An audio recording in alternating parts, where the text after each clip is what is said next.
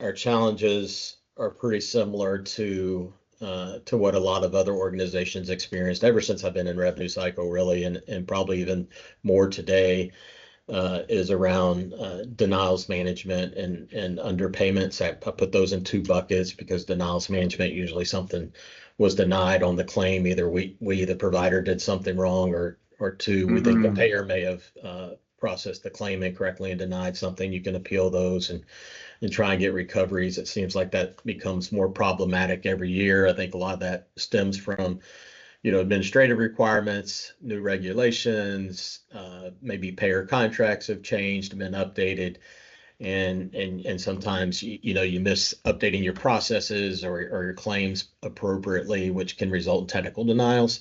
But also, I think the payers, also around the medical necessity and the higher acuity claims, higher price claims,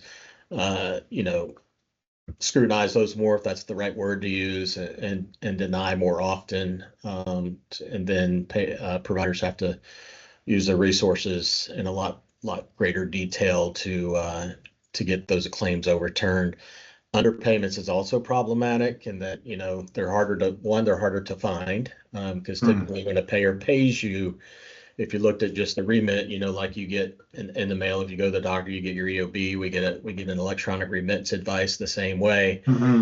It'll tell us that we're paid whatever the rate is, and there will be a contractual adjustment, but there won't be anything else on there. So you don't quickly see that it's an underpaid account. There's no denial on there. So you have to make sure your contracts are loaded in your system and you're following your contracts. Then you know what your expected is, and you can kind of pick up on those underpayments.